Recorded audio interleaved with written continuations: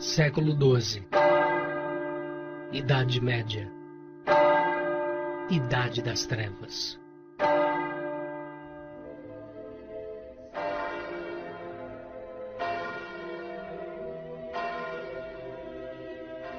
A Igreja Papal se encontra em pleno domínio do seu poder estatal. O cristianismo romano se tornara a religião oficial de todo o Império. Os deuses pagãos e seus templos foram abolidos. Hoje, o que restam deles são apenas ruínas. O paganismo foi definitivamente abolido, porém a sua essência havia se infiltrado de modo sutil no seio da Igreja. A veneração íntima aos santos substituíra o culto aos deuses pagãos. A Saturnália foi substituída pelas comemorações do Natal em 25 de dezembro, onde era celebrado o nascimento do deus Mitra, e o antigo Festival dos Mortos pelo Dia de Finados. Dedicaram os altares pagãos aos heróis cristãos, adaptaram no ritual da igreja o incenso, as imagens e esculturas, as velas, as flores, as procissões, as vestes, os hinos e orações repetitivas com os quais satisfaziam os povos em cultos antigos. A Igreja passou a instituir dogmas e preceitos enganosos, como o sinal da cruz, o batismo infantil e entre tantos outros, além do purgatório, onde se acredita que as almas dos mortos são atormentadas até serem purificadas de seus pecados terrenos. O tempo que uma alma passava no purgatório era limitado pela venda de indulgências, as quais eram uma espécie de passaporte para o paraíso e de perdão dos pecados, e envolvia vastas somas de dinheiro aos cofres da igreja. Nome do falecido parentesco? Henrique Luther. Avô. Reze um Pai Nosso a cada degrau. Quando alcançar o último degrau, Henrique Luther estará livre do purgatório e entrará no paraíso. Nome do falecido parentesco? Wolfram senhor. Reze um Pai Nosso a cada degrau. Quando alcançar o último degrau, Wolfram estará livre do purgatório e entrará no paraíso.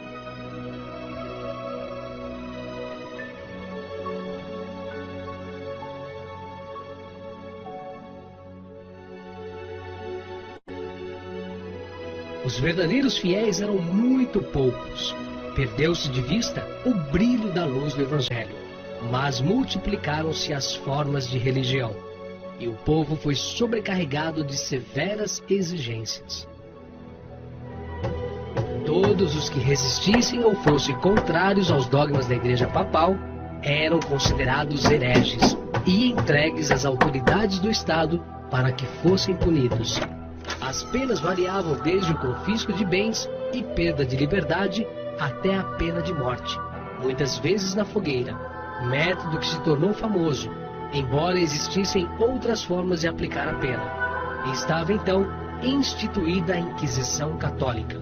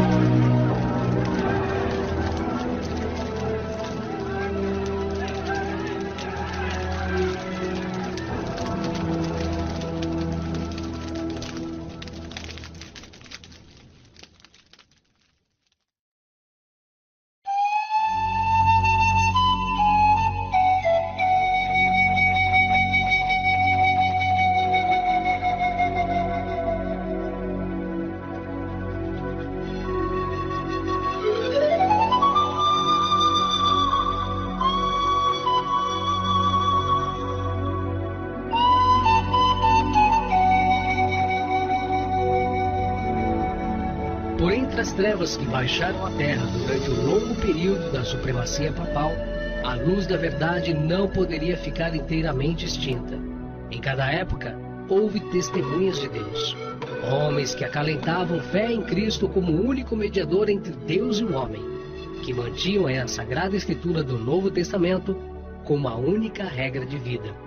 Muitos deles se separaram da cristandade oficial para procurar uma forma de cristianismo mais puro e apegado à simplicidade do Evangelho. Já vimos o alto preço que deviam pagar muitos deles por causa da sua fidelidade à palavra de Deus. O caminho da fé foi regado com o sangue do seu martírio. Nos vales alpinos do norte da Itália e no sul da Suíça, prosperaram por vários séculos um grupo de cristãos de características singularmente especiais, a quem a história designou com o nome de valdenses. Os valdenses foram os primeiros dentre os povos da Europa a obter a tradução das Sagradas Escrituras, centenas de anos antes da Reforma, e possuíam a Bíblia em manuscrito na língua materna. Tinham a verdade incontaminada, e isto os tornava objeto especial do ódio e perseguição. Declaravam ser a Igreja de Roma a Babilônia apóstata do Apocalipse, e com perigo de vida erguiam-se para resistir às suas corrupções. Durante séculos de trevas e apostasia, houve alguns dentre os valdenses que negavam a supremacia de Roma, rejeitavam o culto às imagens como idolatria e recusavam-se a participar das missas e dos dogmas e ensinamentos da Igreja apóstata. Sob as mais atrozes tempestades da oposição, conservaram a fé. Perseguidos na França, onde também haviam chegado, ou queimados pela fogueira romana, mantiveram-se sem hesitação ao lado do Evangelho. Viviam refugiados em comunidades nas montanhas e nos vales alpinos, onde encontraram esconderijo. Ali, conservaram a luz da verdade entre as trevas da Idade Média. Ali, por muitos séculos, as testemunhas da verdade mantiveram a antiga fé apostólica. Os valdenses viviam com relativa simplicidade no modo de ser e de vestir, sempre laboriosos e estudiosos do Evangelho, havendo entre eles muitos homens e mulheres que sabiam de cor todo o Novo Testamento. Moravam em casas modestas e viviam do trabalho no campo, sempre em comunidades rurais. Além da Escritura, não sustentavam nenhum credo ou confissão de fé particular. Apesar disso, conseguiram conservar quase intactas a sua fé e as suas práticas ao longo de vários séculos, o qual prova de passagem que o melhor remédio contra a heresia e o engano é a espiritualidade apoiada em uma profunda fidelidade e apego ao Evangelho.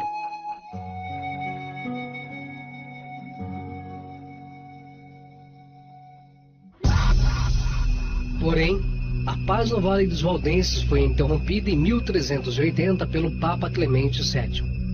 Este enviou um monge inquisidor para tratar com os hereges como eram considerados. Nos 13 anos seguintes, mais de 230 valdenses morreram queimados vivos. De 1400 em diante, a perseguição aumentou, obrigando muitos a fugirem para as montanhas, onde morreram de frio e fome, especialmente mulheres e crianças. Esta perseguição estendeu-se por mais de 100 anos. A Inquisição matou, queimou, afogou, esfolou, torturou e fez muito mais para destruir os valdenses. Opressos pela prolongada perseguição, alguns comprometeram sua fé, cedendo pouco a pouco em seus princípios distintivos, enquanto outros sustentavam firme a verdade e pagaram o preço com suas próprias vidas.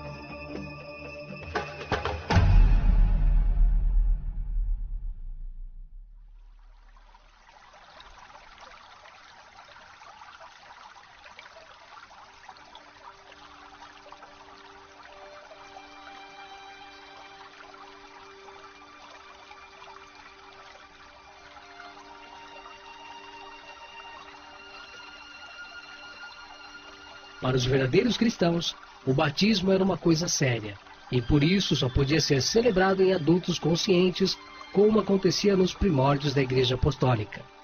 Os grupos e movimentos que rejeitavam o batismo das crianças foram chamados de anabatistas. Os anabatistas tinham a mesma fé comum com os valdenses, seguiam os ensinamentos de Jesus Cristo e a doutrina dos apóstolos. Por este motivo, também foram vítimas de ódio e perseguição, e considerados hereges pela Igreja Romana.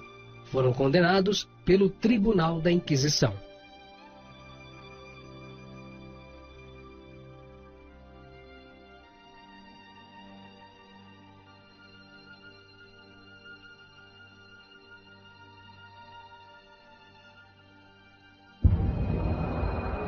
Os anabatistas eram perseguidos e caçados de um povoado a outro. Nunca sabiam quando teriam que sofrer a perda de seus bens outra vez. Nunca sabiam quando teriam que levantar-se na noite para fugir com as poucas coisas que poderiam levar na mão.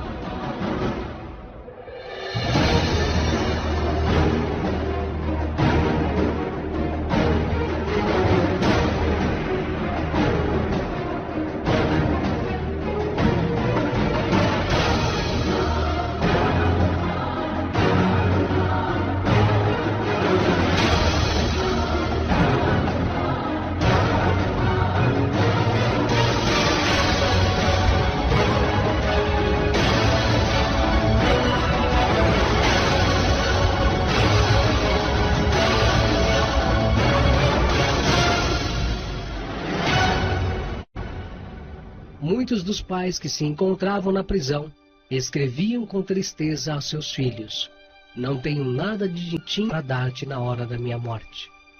Isso deixava a mãe com toda a carga de manter a família. Geralmente, um filho muito jovem tinha que amadurecer urgentemente para poder ajudar a suprir as necessidades. E isto trouxe bênçãos aos filhos. Aprenderam a trabalhar duro desde a sua infância e, trabalhando, foi a sua maneira de viver. Não tomaram como mal a isto. Era pela causa de Cristo. Não tinham muito tempo para brincar. Aprenderam também a viver sem futilidades materiais. E isto os ensinou nos exercícios da renúncia. Não fizeram os tesouros na terra. Por quê? Porque os ladrões viriam e os roubariam. A sua pobreza material operou neles uma riqueza espiritual. E isto fez com que confiassem em Deus continuamente. Já mais tarde, no século XVI, a reforma protestante encabeçada por Martinho Lutero se espalhava por toda a Europa. Neste mesmo período, a Igreja Católica ainda proibia severamente qualquer pessoa leiga de ler a Bíblia. Segundo o clero, o povo simples não podia compreender as Sagradas Escrituras e tinha que ter a sua ajuda. A interpretação era feita segundo a sua conveniência, e esta para fins políticos e financeiros. Nesta mesma época, surge William Tyndale na Inglaterra. Tyndale graduou-se na Universidade de Oxford em 1515, onde estudou as escrituras no hebraico e no grego. Quando tinha 30 anos, fez uma promessa que haveria de traduzir a Bíblia para o inglês, a fim de que todo o povo, desde o camponês até a corte real, pudesse ler e compreender as escrituras em sua própria língua. Com esse desejo em seu coração, Tyndale partiu para Londres em 1523, buscando um lugar que pudesse dar início ao seu projeto. Em 1524, Tyndale foi obrigado a deixar a Inglaterra e partir para a Alemanha, para dar continuidade ao seu trabalho em vista das grandes perseguições por parte da Igreja Católica. A proibição da leitura da Bíblia agravou-se de tal maneira que até mesmo se uma criança recitasse a oração do Pai Nosso em inglês, toda a sua família era condenada a ser queimada na estaca. Fale, criança. Mostre-nos seu grande conhecimento. Não tem que temer, exceto a ira de Deus, minha menininha. Então fale. Nosso Pai. Sim? E o que mais? Nosso Pai, que estás no céu, santificado seja o teu nome. Seja feita a tua vontade, assim na terra como no céu. O pão nosso de cada dia nos dai hoje. Perdoai as nossas dívidas, assim como nós perdoamos os nossos devedores. Eu solenemente lhe proíbo, criança, para que nunca mais fale o credo, a oração do Senhor ou os 10 mandamentos em inglês. Não precisamos mais ouvir. O pai será queimado. Mas por nossa grande compaixão e misericórdia, a viúva será poupada para prover esta prole, depois de termos ensinado a eles mais uma vez o caminho devoto da igreja. Tome as providências. Levem-no.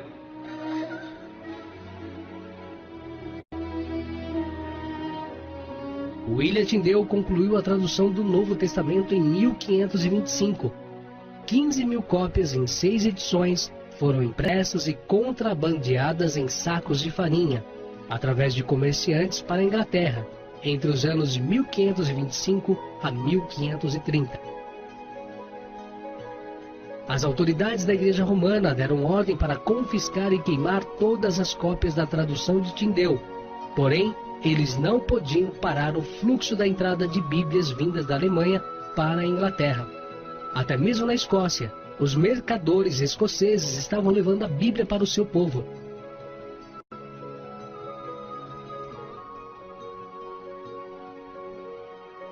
O próprio William não podia regressar à Inglaterra, pois estava sendo buscado e tido como um fora da lei. A leitura de seus escritos e tradução haviam sido legalmente proibidos. Contudo, ele continuou suas revisões e correções até que sua edição final do Novo Testamento foi cumprida em 1535. Com esta conclusão, Tyndale iniciou a tradução do Velho Testamento, porém, não viveu bastante a ponto de terminá-la. Você parece conhecer essa cidade melhor do que eu, Harry. Bom dia. O trabalho matinal faz muito bem. É para a glória de Deus. E pela graça de Deus. É Ele quem faz o trabalho se nós o deixarmos agir. E assim nós ganhamos o nosso pão. William, eu acho que foi roubado. Roubado? Onde? Eu não sei. Não faz mal. Eu levava só alguns shillings. Só que eu ia pagar a sua refeição. Eu tenho dinheiro. Eu pagarei a refeição. Não, está proibido. Este convite foi meu. Talvez você me empreste o dinheiro que eu perdi. Claro. Pronto. Aqui está. Eu lhe pagarei assim que voltarmos, tá? Quando puder, Harry. Quando puder. Estou lhe devendo duplamente, William.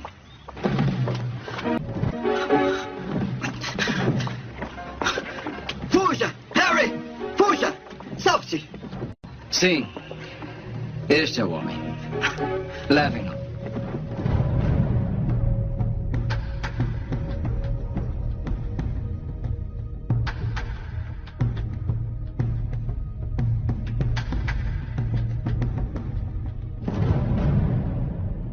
Em maio de 1535, Tyndale foi traído, preso e levado a um castelo perto de Bruxelas, onde ficou aprisionado por mais de um ano.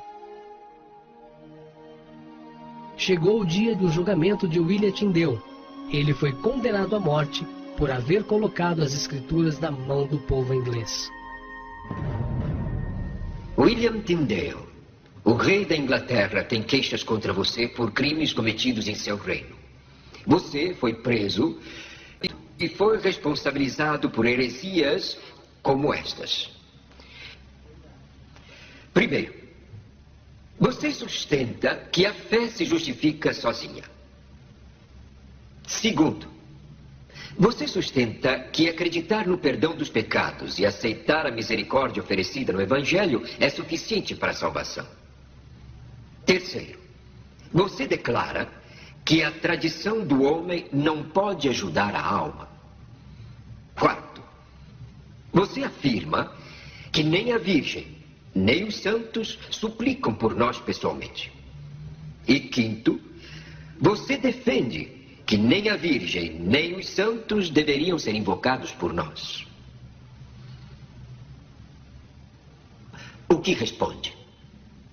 Eu respondo com a consciência limpa diante de Deus e do homem, de que nunca tentei, afirmei, declarei ou ofendi nada contrário ao propósito das sagradas escrituras de Deus. E disso, e apenas disso, me defendo.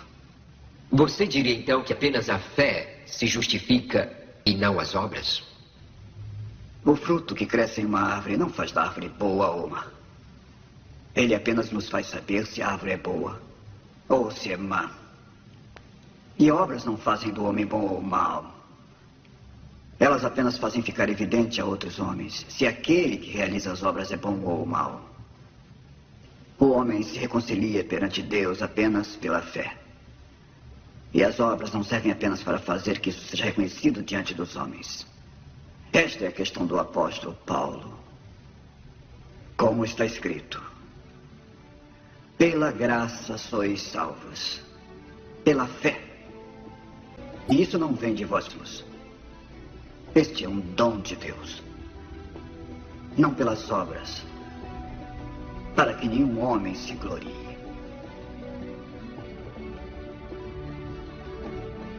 No dia 6 de outubro de 1536, ele foi estrangulado e logo após queimado na estaca em fogo.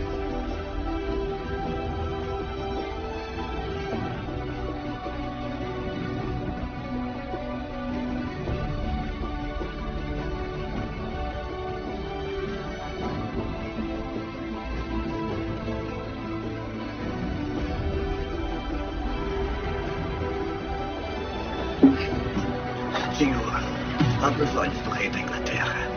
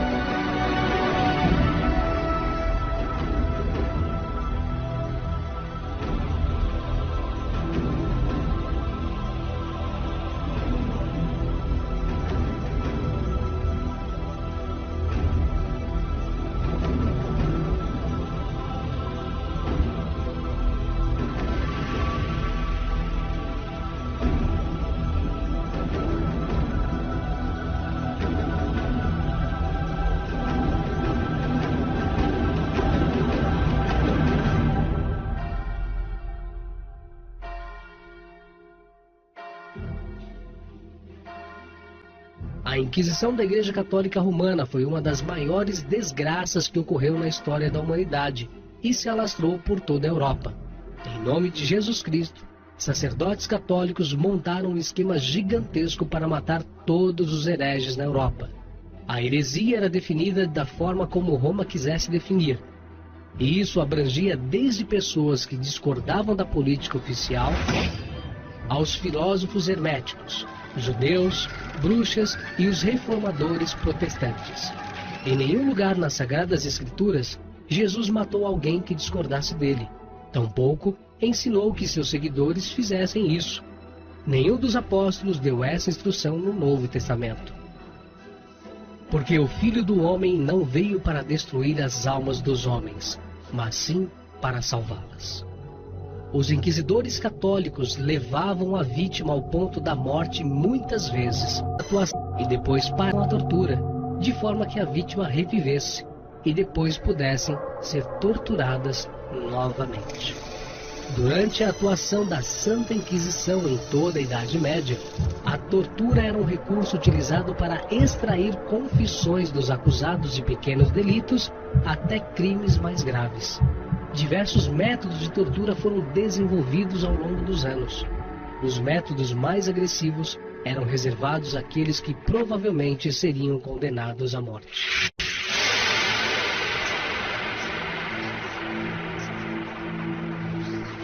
Pesquisando os instrumentos e formas de tortura empregados pela Inquisição, percebe-se que estes não diferiam em nada daqueles empregados contra os mártires da Roma pagã. Os mártires eram suspensos por um pé ou por ambos e crucificados, e as mulheres eram suspensas pelos cabelos. Outros eram só suspensos pelos pés com uma grande pedra presa ao pescoço, ou então cobertos com mel, presos a estacas fixadas no solo e expostos ao sol para serem torturados por moscas e abelhas. Alguns eram suspensos pelos pés, recebiam marteladas na cabeça.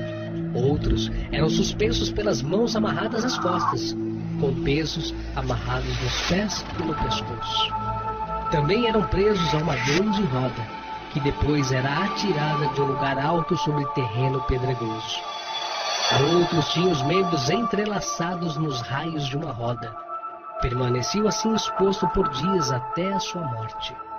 Também eram amarrados a uma roda estreita, que era girada de forma que o corpo era horrivelmente mutilado nas pontas de ferro fixas sob ele. Eram colocados em uma talha, tracionada por humana, estirados, esmagados numa prensa. Com as mãos amarradas às costas, eram içados por uma corda, depois soltos sobre pontas aguçadas. Eram açoitados e espancados, seja presos a estacas ou sobre aguçadas espigas de ferro. Outros eram apedrejados e também esmagados debaixo de enormes pedras. Torturados com garras de ferro, onde partes de seus corpos eram rasgados pelos ganchos. Ou então, pendurados de cabeça para baixo, tinham partes do corpo queimado com uma tocha. Eram lançados em caldeirões de óleo fervente ou fritos em uma enorme panela quente.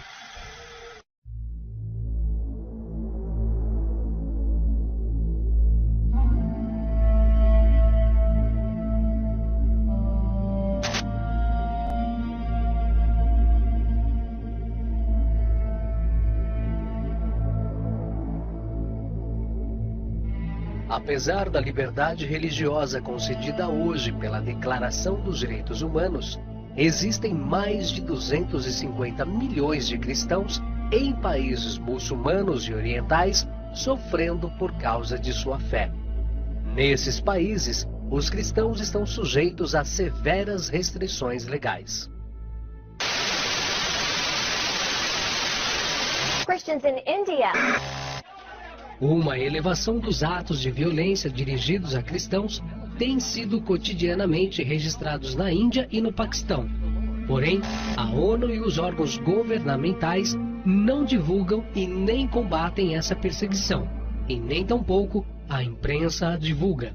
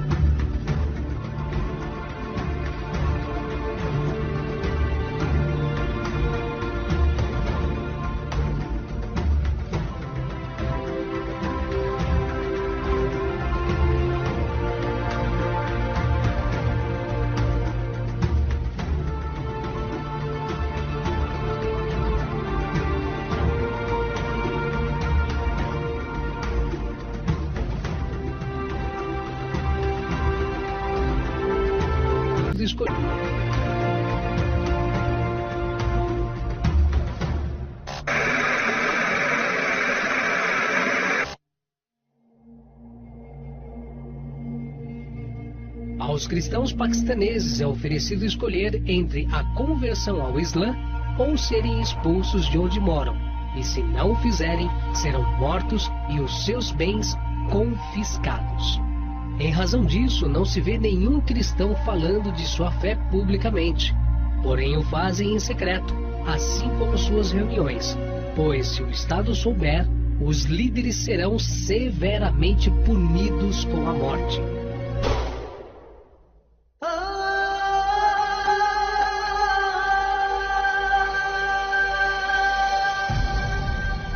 Nos países de fé muçulmana é onde ocorrem as maiores perseguições e dificuldades em viver a fé cristã, pois os países como é o caso da Coreia do Norte e da China, que consideram o cristianismo como um perigo para o Estado. Na China, muitos cristãos são obrigados a viverem escondidos na ilegalidade em igrejas caseiras. Na Índia, líderes cristãos são detidos, raptados e intimidados por extremistas hindus. Os convertidos à fé cristã nestes países enfrentam desde repressões a perseguições mais severas e até mesmo o martírio. Igrejas e casas de famílias cristãs são queimadas, pastores são agredidos em público e, lamentavelmente, ocorre de moças cristãs serem violentadas. Porém, a imprensa local e internacional não divulga nada disso.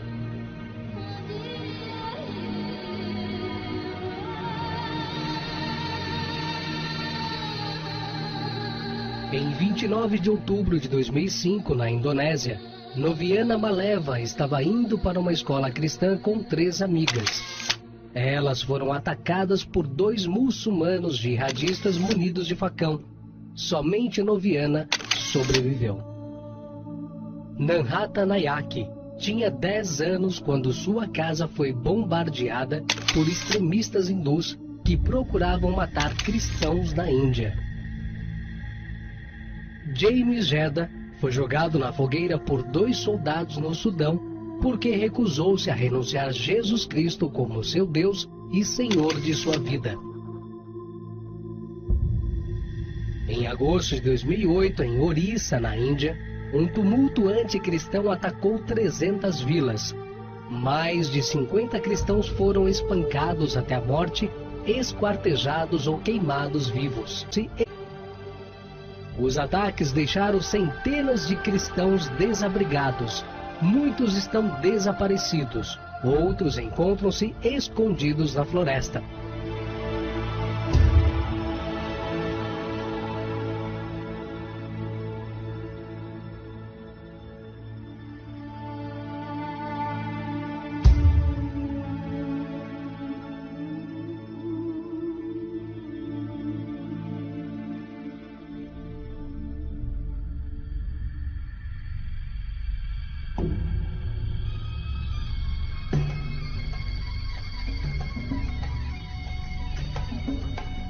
Todos os anos, a ONG cristã Missão Portas Abertas divulga a classificação de países por perseguição, para focar a atenção do mundo nos lugares onde a liberdade cristã é restringida.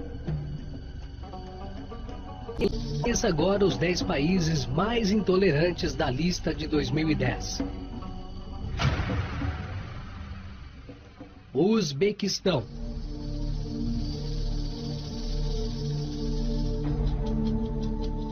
Aqui é ilegal falar de Jesus às pessoas ou importar material cristão. As campanhas publicitárias contra os cristãos são amplamente divulgadas e muitos são forçados a deixarem suas casas devido às ameaças feitas pelas comunidades islâmicas. Muitos cristãos são presos e multados, líderes são interrogados e sofrem abuso físico e mental em delegacias. Nestes casos, a arma mais eficaz dos governos é utilizarem um parente próximo a fim de convencer o cristão a abandonar a sua fé. E quando os cristãos não cedem, são usados a violência para pressioná-los à conversão ao Islã. Outro sinal de opressão é o fato das autoridades usarem os meios de comunicação para difamarem os cristãos. Em maio de 2008, foi exibido na televisão um documentário chamado Nas Garras da Ignorância. Nesse filme, os cristãos são retratados de modo negativo, identificados como seitas e descritos como satanistas. Cristãos ativos da igreja foram acusados de usarem drogas para atraírem pessoas ao cristianismo. O documentário foi reprisado várias vezes, mais recentemente em setembro de 2009, e já foi lançado em DVD. O impacto foi intimidador e causou sentimentos anticristãos na população. Apesar da perseguição, a igreja no Uzbequistão continua a crescer. Muitos cristãos procuram outras formas de pregar o evangelho, onde eles não se exponham e sofram diretamente a repressão. Eles enfrentam muitos obstáculos, por exemplo, a pregação e o louvor na língua local são proibidos e as comunidades não podem obterem o registro. Sem ele, as reuniões então passam a ser ilegais.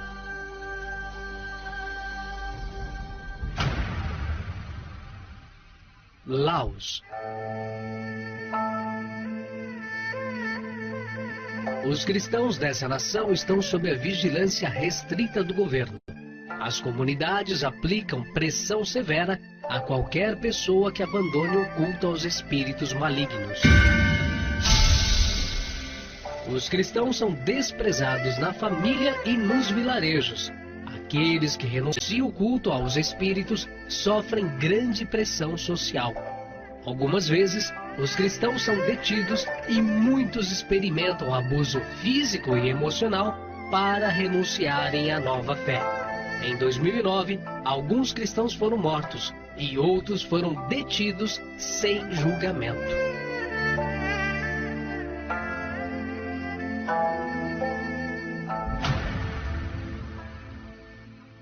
Mauritânia.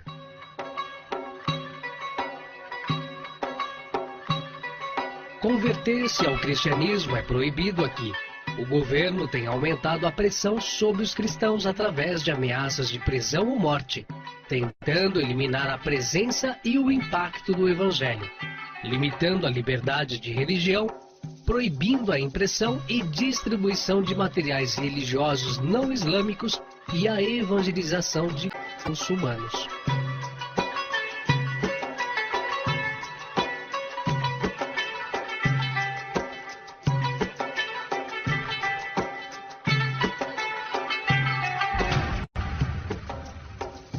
Iêmen.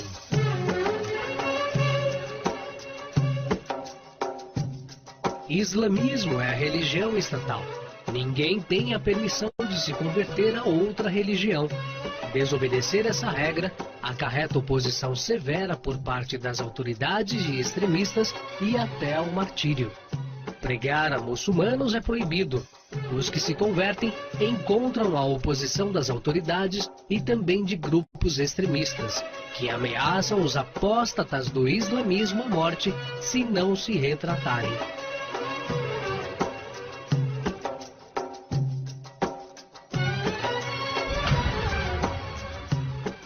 Afeganistão. Nessa nação, os cristãos têm que viver escondidos. Quando são descobertos, perdem a família, a casa e o emprego. São espancados, presos e, por fim, até assassinados. A pressão da família e da sociedade é ainda imensa. Quem não esconde sua conversão ao cristianismo é ameaçado de morte pelos próprios parentes. As ameaças têm o objetivo de trazer angústia, medo e de forçá-los a renunciarem à nova fé. Em alguns casos, os novos recém-convertidos são hostilizados e há casos de sequestro. Além disso, eles enfrentam discriminação na escola, no trabalho e nos serviços públicos. Consequentemente, muitos não expressam publicamente sua fé em Cristo, nem se sentem seguros para se reunirem com outros irmãos. E quando o fazem, é em total sigilo absoluto.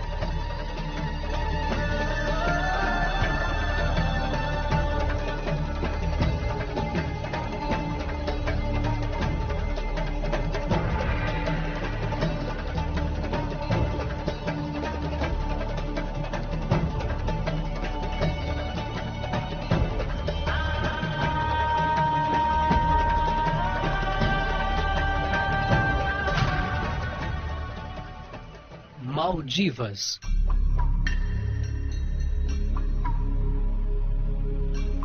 Todos os cidadãos são obrigados a abraçarem o Islã. Se alguém se converter a outra religião, enfrentará a perda da cidadania. O governo acredita que essa lei severa promove a unidade nacional e mantém o controle nas ilhas. Esse é o país menos evangelizado do mundo.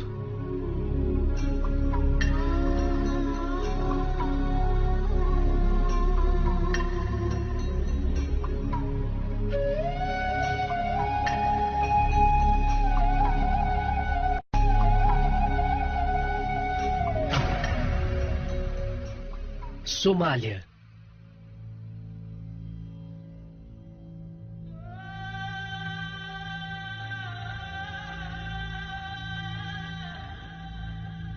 O islamismo é a religião estatal. Aqui também não há liberdade religiosa e, recentemente, em 2009, alguns jovens cristãos foram sequestrados e mortos, e moças cristãs foram estupradas. Os convertidos que têm a permissão para se manterem vivos se tornam marginalizados entre as famílias e praticam a sua fé em condições extremamente perigosas. A maioria dos cristãos vivem no sul da Somália. Eles estão em pequeno número, são severamente perseguidos e praticam a sua fé em segredo. Outros cristãos somalis vivem como refugiados em países vizinhos, os quais também não os aceitam.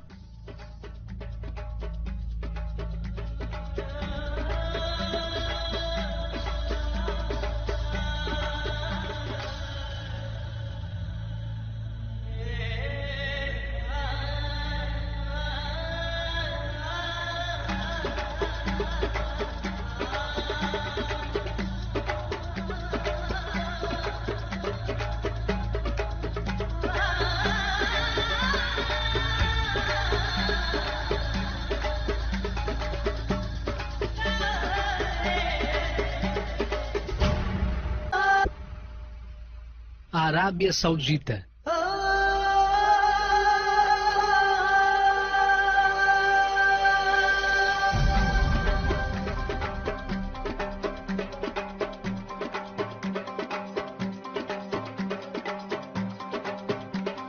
Qualquer adoração que não seja muçulmana pública é proibida por lei. Desobedecer a isso leva à prisão, açoitamento e deportação. Os cristãos sofrem com os riscos das ameaças e das mortes. Os muçulmanos que se convertem também correm risco de serem mortos pelos próprios parentes para limparem o nome da família, pois ser cristão aqui é considerado uma praga.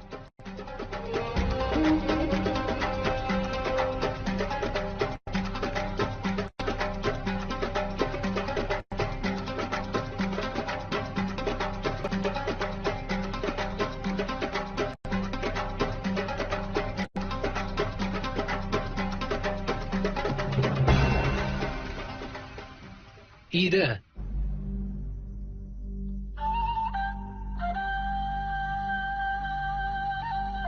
De acordo com a nova lei, os convertidos ao cristianismo enfrentam a sentença obrigatória de morte. As igrejas domésticas são monitoradas pela polícia secreta e seus membros são frequentemente presos, interrogados e espancados. A maior parte dos presos foi maltratada na prisão. Embora a maioria tenha sido libertada, os processos continuam pendentes e os cristãos podem ser condenados a qualquer momento. Muitos dos que foram libertados estão sob observação e sofrem ameaças. As detenções causaram grande medo entre os cristãos. Além da pressão das autoridades, os cristãos também enfrentam a pressão da sociedade e são restringidos em tudo o que fazem. Nem mesmo os cristãos armênios e sírios, que têm permissão para praticarem o cristianismo no Irã, têm autorização para evangelizar. Eles não têm autorização para receberem muçulmanos em suas igrejas e, obviamente, são proibidos de batizar convertidos. Ex-muçulmanos não têm permissão para se reunirem, possuírem uma Bíblia ou falarem sobre sua fé. Mesmo assim, os cristãos secretos continuam falando secretamente de sua fé.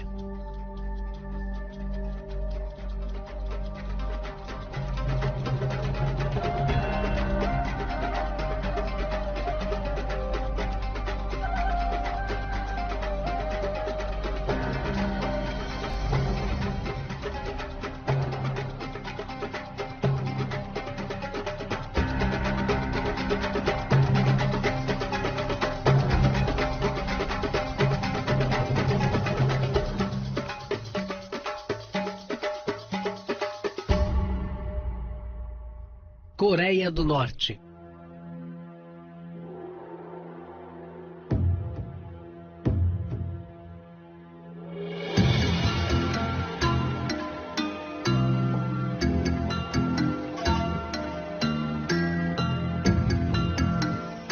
devem adorar o líder Kim Jong-il e seu pai Kim Il-sung.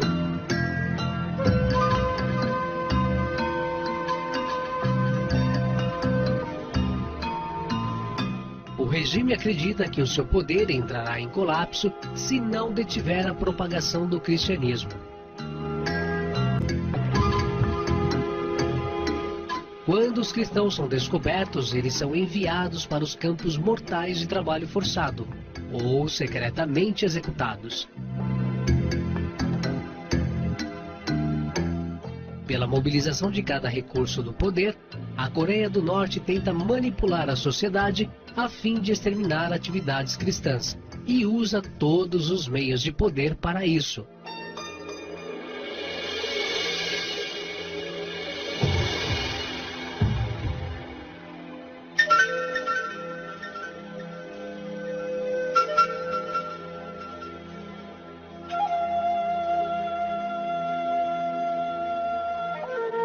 Há indícios de que os cristãos capturados têm sido usados como testes para armas biológicas e químicas.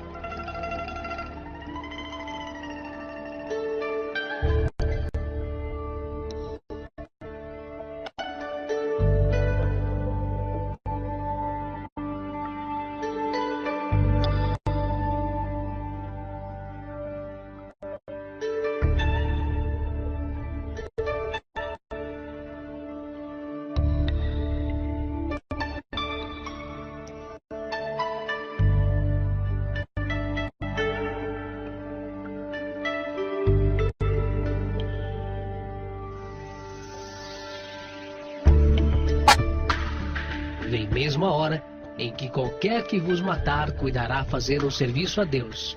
E isso vos farão, porque não conheceram ao Pai e nem a mim.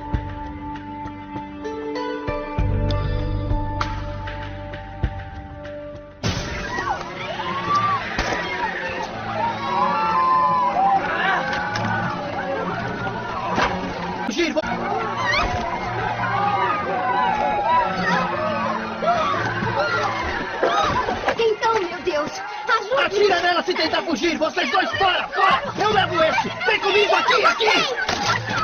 Jogue fora esse livro! Ele só tem mentiras! Fica quieto, garoto! Porque é a vontade de Alá! E nós obedecemos como vocês também o farão! Isso eu prometo! Fora! Fora! Sai! Sai daqui!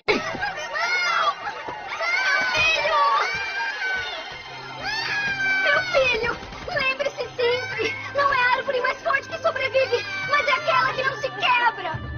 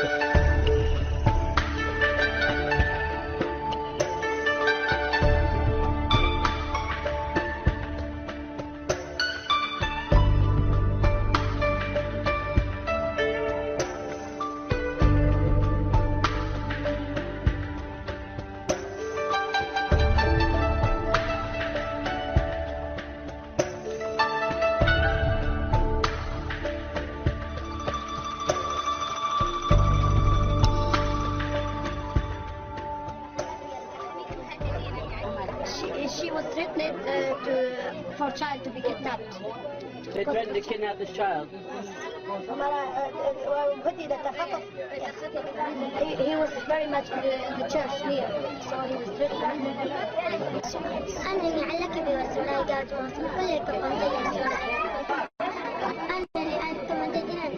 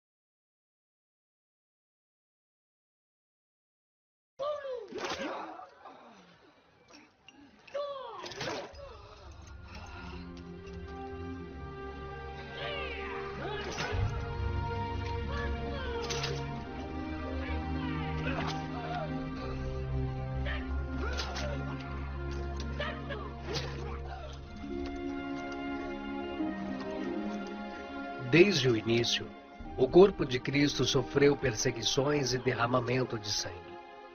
Satanás sempre esteve por trás, tecendo calúnias e acusações, tramando traições e intentos malignos para deter a fé dos membros deste corpo.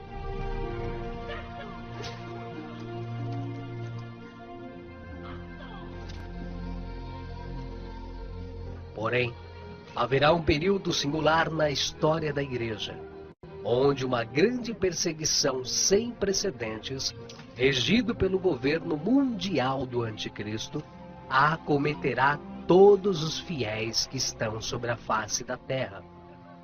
Esta será a grande tribulação profetizada por Cristo e que antecederá a sua segunda vinda. E será um período de grande tormento para toda a humanidade.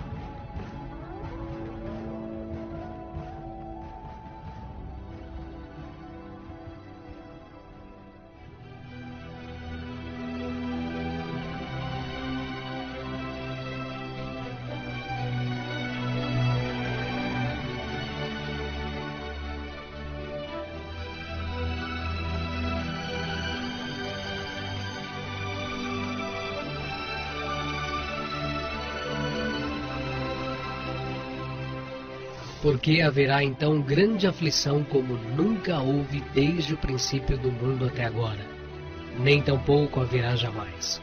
E se aqueles dias não forem abreviados, nenhuma carne se salvaria. Mas por causa dos escolhidos, serão abreviados aqueles dias.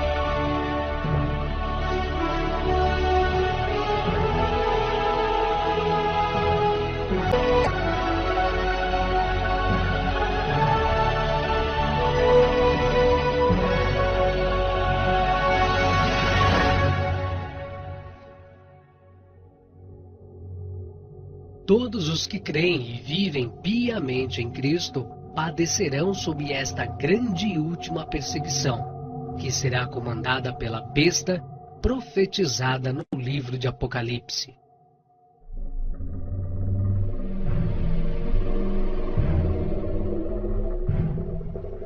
Eu convoco os poderes das trevas. Ergam-se forças do mal. Ergam-se, destruam todos que se opuserem a vocês. Ergam-se, sou eu, o Senhor, quem ordena. Ergam-se.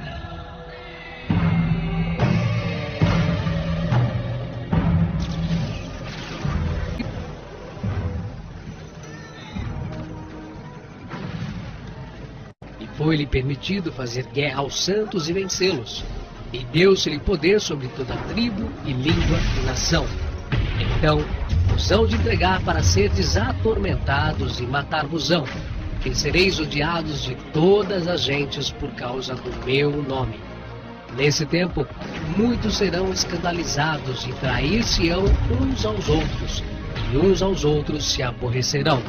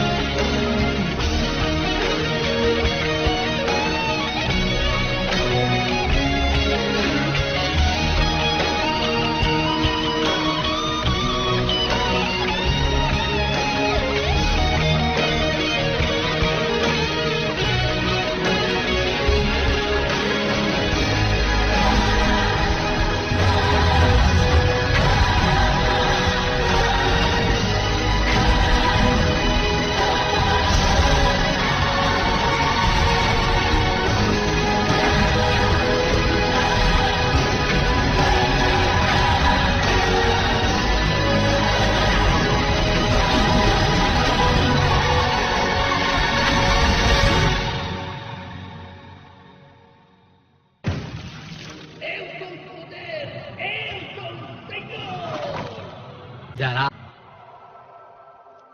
Ao final, Cristo aniquilará definitivamente a Satanás e todo o seu império pelo esplendor da sua vinda, e dará a justa recompensa que está reservada a todos aqueles que perseverarem até o fim e que não negarem seu nome, que suportarem dores, aflições, tormentos e morte por causa do seu evangelho.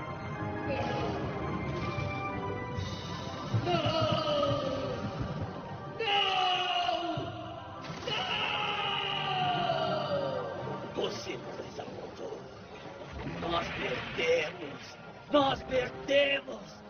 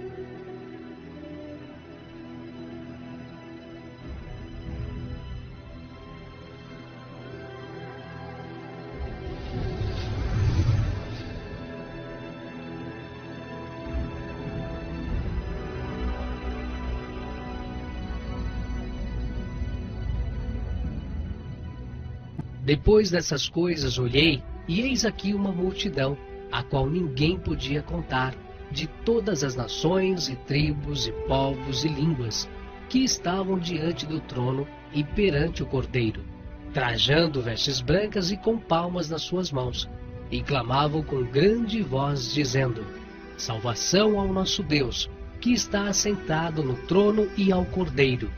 E um dos anciãos me falou, dizendo: esses que estão vestidos de vestes brancas, quem são e de onde vieram? E eu disse-lhe: Senhor, tu o sabes. E ele disse-me: estes são os que vieram da grande tribulação. Lavaram as suas vestes e as branquearam no sangue do Cordeiro. Por isso estão diante do trono de Deus e o servem de dia e de noite no seu templo. E aquele que está sentado sobre o trono os cobrirá com a sua sombra. Nunca mais terão fome, nunca mais terão sede, nem sol nem calma alguma cairá sobre eles, porque o Cordeiro que está no meio do trono os apacentará. Ele servirá de guia para as fontes das águas da vida. E Deus limpará de seus olhos toda lágrima.